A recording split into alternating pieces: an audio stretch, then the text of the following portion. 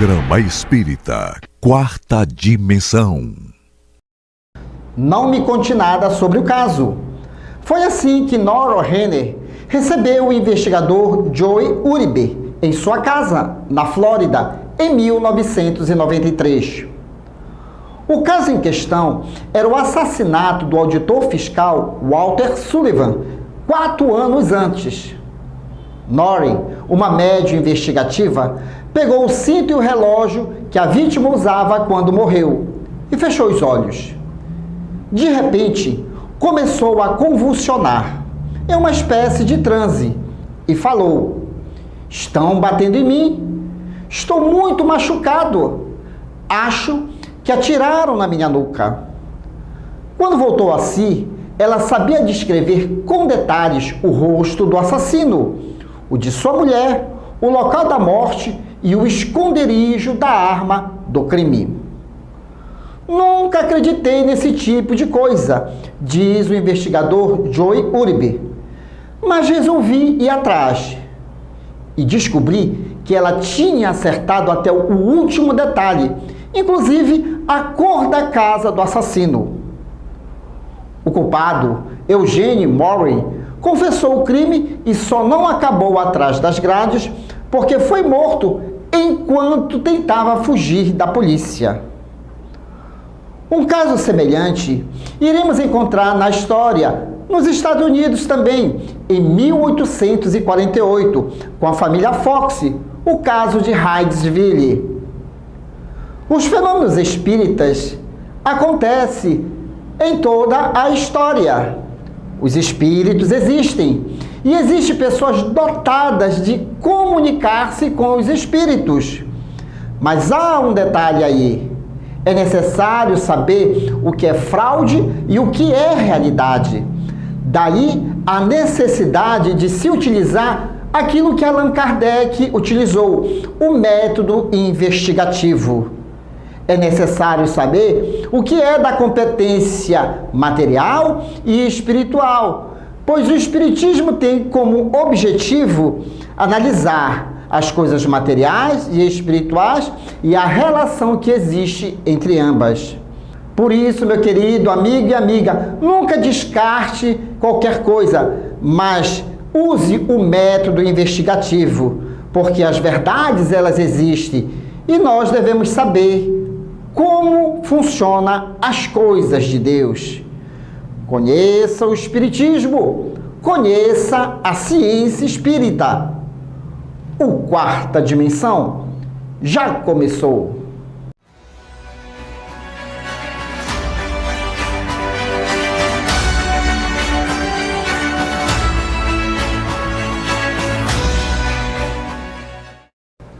Ana Prado.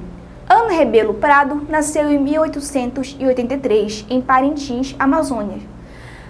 Emiliano, seu pai, participou da Federação Espírita do Amazonas. A mãe de Ana, Ermelinda de Carvalho Rebelo, também tomou parte das fileiras do movimento espírita amazonense. Assim, embora Ana viesse a professar o catolicismo, podemos concluir que vivera cercada pelas meridianas luzes do espiritismo, o que seguramente lhe favoreceu uma sólida e elevada formação moral e espiritual. As faculdades mediúnicas de Ana tiveram rápido desenvolvimento. Do interior do lar, alcançaram o domínio público, ultrapassando as fronteiras paraenses, para logo mais varar os limites do nosso país e do continente americano, sendo noticiados na França, Alemanha. Ela sofreu toda sorte de tribulações. O preconceito da época a difamou, perseguiu, atacando-a várias vezes. Durante o desenvolvimento de sua tarefa mediúnica, Ana Prado ofereceu inúmeras provas de veracidade dos fenômenos. Ana Prado, depois de 5 anos de intensa produção mediúnica, regressou triunfante à vida espiritual. Conheça o Espiritismo, conheça a ciência espírita. Revelações no tempo e no espaço. Argumentação, lógica, comparação. Revelações no tempo e no espaço. Interpretação analítica entre a Bíblia e o Livro dos Espíritos. É só uma questão de bom senso. Revelações faço hoje a presença agradável de Antônio Monteiro, e todos já conhecem também o palhaço Chantilly. Tudo bem, Antônio? Tudo bem, meu amigo. Boa noite. Boa noite a você que está nos assistindo. Boa noite, Douglas Lopes. Vamos lá, estamos aí para contribuir, né, com conhecimento. Na realidade, eu fiz esse convite especial porque até mesmo o Antônio Douglas, eu já apareço como palhaço, eu participo disso, daquilo, dá a chance para as outras pessoas. Rapaz, o rapaz é humilde. Eu disse, não, Antônio, eu quero que justamente você vá lá, para a gente conversar e acrescentar um pouco mais a respeito até do tema que a Patrícia está levando no Ciência Espírita Kids. Apesar de eu ser o diretor-geral, dou meu pitecozinho de vez em quando ele me pede, mas o tema obsessão ele sempre é oportuno. Até porque encontramos a obsessão nas mais diversas idades, inclusive desde o ventre já há um processo de comprometimento com aquela alma na reconciliação daqueles que ela tem que fazer. E vocês podem perceber que aqui nós não colocamos a figura do culpado nem a figura da vítima. Não. Somos irmãos, somos crianças espirituais. Aqueles que nos perseguem são almas que tiveram os seus lados afetivos conosco lá atrás, quiçá nessa mesma reencarnação. E o Espiritismo é da competência, sim, do Espiritismo, desde 1848, quando começou esse levante da ciência em pesquisar o mundo espiritual. O senhor Allan Kardec, quando lançou o Livro dos Espíritos em 1857, apreciou, sim, a influência que os espíritos exercem em nossas vidas, dando o quê? Margem para que outros cientistas e o surgimento de outras ciências espiritualistas. Sabe por quê? Nós queremos ser felizes. Nós queremos. E é muito natural nós buscarmos o quê? A causa. Mas para seguir o protocolo, vamos à questão do Livro dos Espíritos, né? A influência oculta dos espíritos em nossos pensamentos e atos. Questão 459. Influem os espíritos em nossos pensamentos e em nossos atos? E eis a resposta dos imortais. Mais do que imagineis, pois, com bastante frequência, são eles que vos dirigem. Há de se ter um cuidado muito grande na interpretação da própria fala do senhor Allan Kardec. Até porque ele era um pedagogo, então ele segue uma linha de raciocínio. Quando nós falamos assim que os espíritos influenciam, a gente tem que se deter, eles, a gente tem que se deter o quê? Influência, não decisão. Porque a decisão individual e das companhias são nossas. Mas vou já passar para o Antônio. Antônio, as influências existem, a decisão é nossa, né? Sim, sim. Antônio, o que te motivou realmente a fazer essa pesquisa dentro do teu quadro sobre as obsessões? Bom, foram 4 gravações sobre obsessões, né, no Ciência Espírita Kids. Foi realmente uma preocupação muito grande, porque a gente observa muito, às vezes, no nosso convívio, né, com amigos, né, até familiares, né, ter essas influências, né? E foi uma necessidade muito grande, né, a gente levar esse tema através do Ciência Espírita Kids, que é um blog levado pela Patrícia, de apenas 12 anos de idade, e ela falando, porque na verdade as imagens, né, produzidas pelo nosso querido amigo Leandro, né, que é o editor, e traz mais conhecimento, né, fica mais motivado, né, a entender melhor o que é a obsessão. Então foi isso, realmente essa necessidade, viu, Douglas? Né? Porque o Espiritismo é investigativo, o Espiritismo é pesquisa, né? Então realmente houve essa necessidade de levar esse tema. Na realidade, quando alguma pessoa está passando por uma certa inquietação na vida, quando sabem que fulano de tal é espírita, e principalmente, como diz o Andrajo, é espírita kardecista, vem atrás da gente, né, Antônio? Continuar falando assim, vai lá que ele é dessas coisas, né? Ele é dessas coisas. Nós somos procurados, então, ainda tem mais agora o espaço aqui do quarta dimensão. O quarta dimensão realmente vem ganhando dimensão. E nós somos procurados, inclusive por papai e mamãe, vovô e vovó e titia, para abordar justamente esse assunto da obsessão. E detalhe, a gente leva tão a sério essa questão e outros diversos assuntos, inclusive teve aquele assunto sobre a mediunidade, né, que foi muito oportuno, porque existe já crianças de 4, 5 anos já apresentando a sua faculdade mediúnica tão ostensiva. Então surge a nossa necessidade de abordar isto na TV. Até porque, né, Antônio, ficava muito circunscrito aos centros espíritas, né? E a gente abriu esse leque aqui nesse espaço, na TV e nas redes sociais, que é da ADEPA, para que se entenda o que seja obsessão. E tem dado resultado, né, Antônio? Tem dado muito resultado, que vai levando, despertando nos pais esse interesse de saber realmente o que está acontecendo, né? A mediunidade hoje em dia, ela está aparecendo, não é mais na vida adulta, já de criança mesmo, dentro do espírito, em casa, né? Se aproximando. Então houve essa necessidade. Então o assunto realmente desperta interesse, tá? Tanto para as lares espíritas como não espíritas, né? De estudar o caso, de saber realmente o que está acontecendo. No quesito obsessão, querido telespectador, nós sempre estamos sinalizando aqui, cuide da sua individualidade. Os espíritos existem. Nós exercemos influências nas pessoas. E as pessoas automaticamente também exercem influência sobre nós. Mas nada acontece sem a permissão da individualidade. Quando nós começamos a conhecer essa parte da nossa alma, que se chama individualidade, nós passamos a ser zelosos e fazer as nossas escolhas individuais a partir do nosso comportamento mental, não é? Exatamente. Tanto é que nas imagens que o Leandro apresenta, ele é mágico até nessa montagem, que ele vê como é que os espíritos eles se aproximam a partir do nosso pensamento, né? Nosso pensamento, tudo começa, a obsessão ela começa de uma forma bem sutil, né? Os nossos pensamentos, as nossas emoções, né? Quando a gente, do nada, a gente se aborrece, tem as perturbações interiores, né? Ódio, raiva, tá? Então, todos esses conflitos que a gente acha normal, geralmente já pode ser uma manifestação, uma influência espiritual.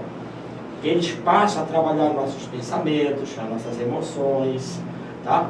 Aí é a dita obsessão simples. Sim. É a obsessão simples.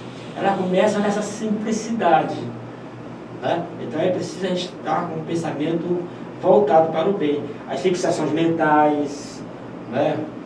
As pessoas chegam, tá te aborrecendo com facilidade, entendeu? Então é preciso ter esse cuidado. A pessoa está consciente de que alguma coisa está acontecendo, porque está fugindo daquela normalidade, da serenidade divina, está fugindo disso. Então quando começar a fugir disso, a pessoa tem que observar que tem alguma coisa acontecendo.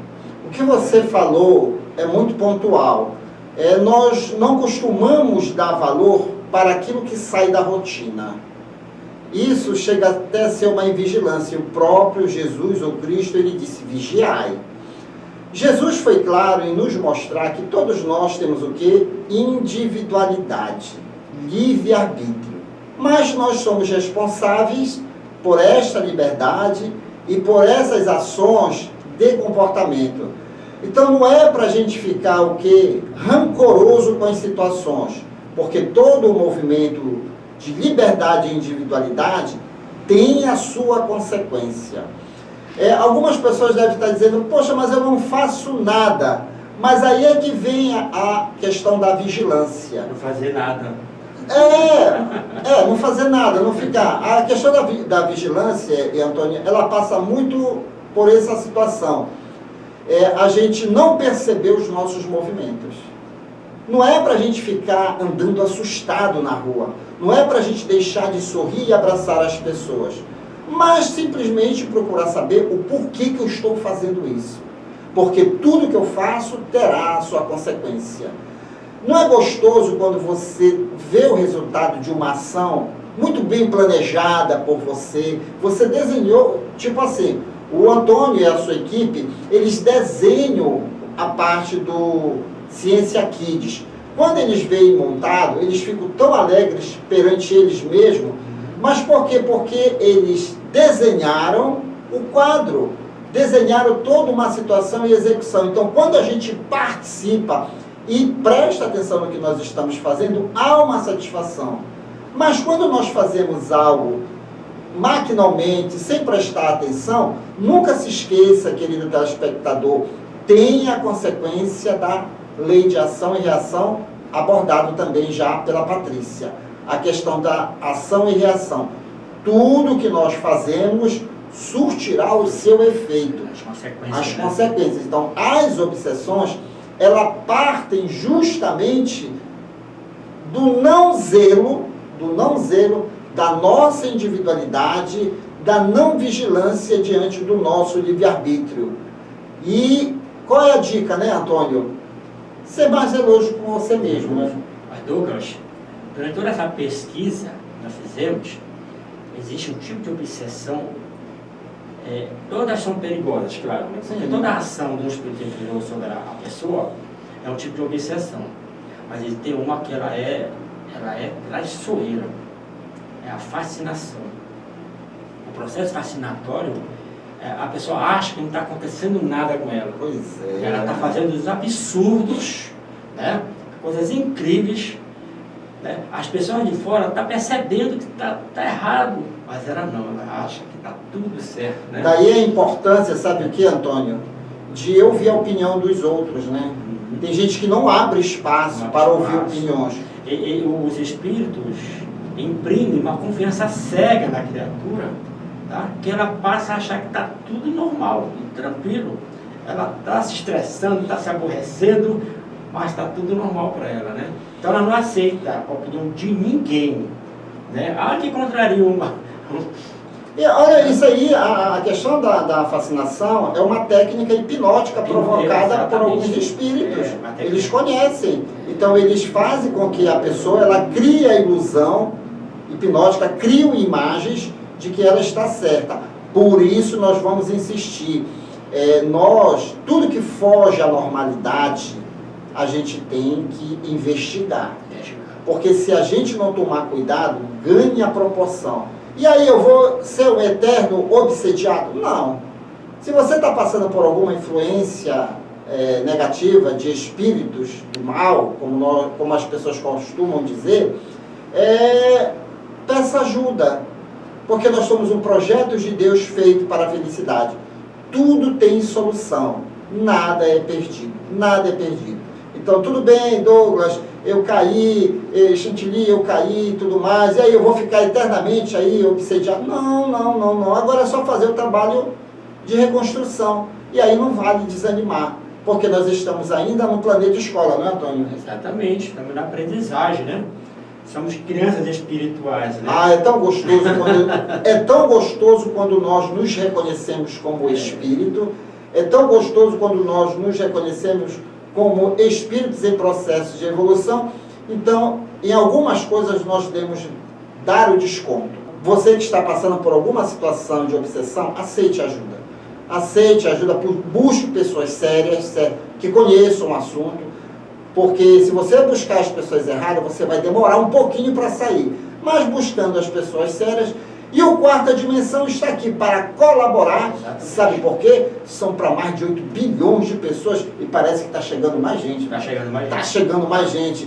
Então aí vem ele, transformado, o palhaço Chantilly e toda a sua equipe no Clube da Alegria Espírita.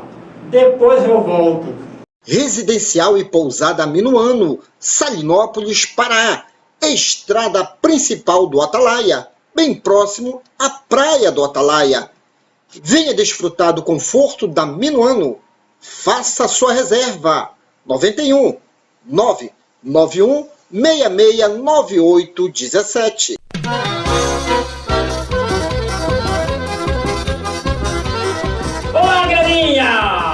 nosso boa noite a todos vocês. Começando mais um Clube da Alegria Espírita.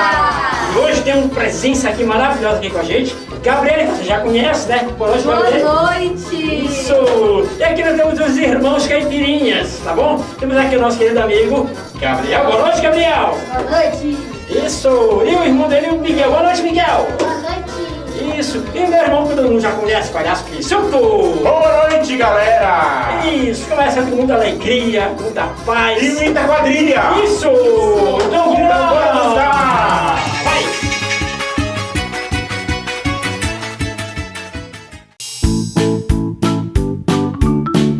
Bate-papo Kids. Olá, gente, boa noite. Começamos mais um Bate-papo Kids, sempre trazendo boas informações. E a nossa convidada de hoje, ela é assistente social, psicopedagoga, professora de inglês, faz palestras há 22 anos, é a professora Jacira. Bom, Jacira, é um prazer imenso ter você aqui. Olá, Patrícia. Olá, queridos telespectadores. Estou muito feliz em poder participar mais uma vez aqui. E primeiramente, boa noite. Boa noite. Professora Jacira, o Bate-Papo Kids quer saber qual a importância da tecnologia para as crianças. Ah, sim. Bem, Patrícia, a tecnologia, ela é uma ferramenta, né, muito importante no desenvolvimento da criança, porque trabalha ali com o raciocínio lógico, trabalha com a interação, a questão da coordenação motora fina, né, devido a ela estar manuseando pequenos detalhes, né, das telas. Então isso também ajuda muito na questão da interação também com outras crianças através das telas, né, com aqueles joguinhos conectados. Mas elas também estão interagindo, entrando em contato com outras culturas, idiomas, né? Enfim, tem muita coisa aí a ganhar. Primeiro contato com as pessoas, vamos dizer. Isso, né? Elas estabelecem contatos. Se as bicicletas, as bonecas e carrinhos eram presentes que as crianças pediam, hoje em dia elas querem celulares, smartphones, tablets e até computadores. Professora Jacira, isso pode atrapalhar muito assim na infância, vamos dizer assim? Bem, você é jovem, você sabe e faz uso, né, das tecnologias com certeza. E o problema não está exatamente na tecnologia, mas sim quem a supervisiona, né, que são os adultos, né, e o direcionamento com que eles dão às suas crianças, né? E Samitiba já diz, um grande pesquisador da infância, diz, né, que educar requer muito cuidado e trabalho. Se a gente observa que não está tendo esse cuidado e trabalho, com certeza não estamos educando bem, porque exige um certo cuidado com os primeiros anos. Ah, sim. Existe uma idade ideal para introduzir assim a criança ter um celular, já começar a introduzir? Isso. Os cientistas não chegam assim exatamente numa idade determinada, mas o que a gente observa muito é pelo menos que tenha uma maturidade relativa emocional para que ela possa ter um celular. Isso é importante. Utilizar o celular da mãe e do pai por alguns instantes, né? Muitas crianças já fazem, até em pouca idade, mas ter delegado a si a responsabilidade de um celular, aí requer um pouquinho de maturidade para poder usar os conteúdos. Meu primeiro celular foi quando eu tinha 8 para 9 anos. Meu primeiro celular. Na idade que o meu filho também ganhou o primeiro celular dele. Apesar da tecnologia estimular a comunicação, passar muito tempo no celular pode causar o isolamento, a dificuldade no relacionamento? Sim, porque cria-se algo imaginativo. Você acaba criando um mundo que talvez não seja o real, a sua realidade. E acabe ignorando toda a vida, no caso as crianças e adolescentes, e ficar o tempo todo sendo, né, dependentes de um conteúdo que não faz parte da realidade dela. É necessário que o adulto ele possa estabelecer conversas, né, interações dentro da sua casa para que possa ter um equilíbrio. Você concorda que a tecnologia pode criar crianças desobedientes e indisciplinadas? Não. Mais uma vez, a gente não deve delegar ou culpar a tecnologia. Essa responsabilidade são para os adultos, os pais, as famílias, darem esse direcionamento, né? A como a criança, a rotina dela. Crianças precisam de rotinas e disciplinas. Muito interessante. Bom, Jacira, o Bate-Papo Kids fica por aqui. Espero que tenha gostado. Prazer imenso ter você aqui novamente.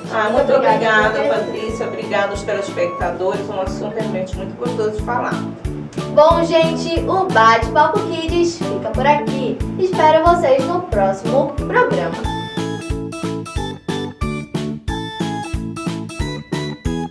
Vamos lá, galera, chegou a hora do abraço!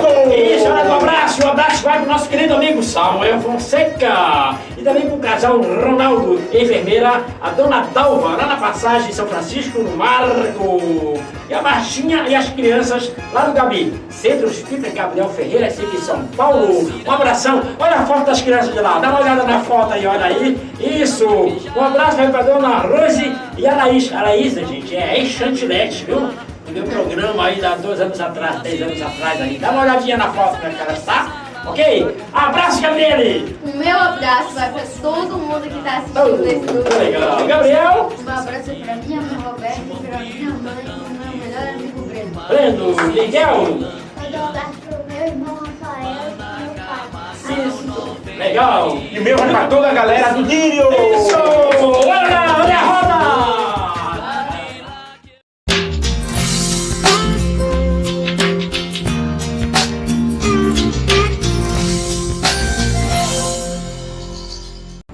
Você sabe o que é acidente vascular encefálico, também conhecido como acidente vascular cerebral ou derrame cerebral, o famoso AVC? É o rompimento ou a obstrução de vasos que levam sangue para o cérebro, provocando a paralisia da área cerebral que ficou sem circulação sanguínea. Existem 2 tipos de AVC, o AVC isquêmico e o hemorrágico. O isquêmico ocorre quando há obstrução de uma artéria, impedindo a passagem de oxigênio para células cerebrais, que acabam morrendo. Esse tipo de AVC é o mais comum. Já o AVC hemorrágico ocorre quando há o rompimento de algum vaso cerebral, provocando hemorragia no cérebro. Essa condição pode causar morte com mais frequência do que no AVC isquêmico. As formas de prevenção de um AVC incluem fazer exercícios físicos regularmente, manter o peso ideal, manter uma alimentação saudável e manter o controle dos nossos sentimentos, que é muito importante para um estado de serenidade, visto que há muitos casos de AVC em jovens decorrentes do efeito da ansiedade, por exemplo. Devemos ter o cuidado para que nossas preocupações, angústias desnecessárias, ansiedades e raiva não transformem nossas criações mentais em verdadeiras torturas, como diz André Luiz no livro Missionários da Luz. Caso algum sintoma do AVC apareça, como por exemplo, fraqueza ou formigamento na face, braço ou na perna, é necessário procurar atendimento médico, porque quanto mais rápido for o diagnóstico e o tratamento do AVC, maiores serão as chances de recuperação completa. E essa foi a nossa dica de saúde de hoje. E chegamos ao término desta edição. Você quer adquirir os livros indicados neste programa e outros livros espíritas? Basta entrar em contato pelo WhatsApp 98267-6756. E boa leitura! E querendo rever este programa, visite-nos em nossas redes sociais. Não deixe de dar aquele joinha e de nos seguir. E no próximo domingo estaremos de volta aqui na sua TV Grão Pará.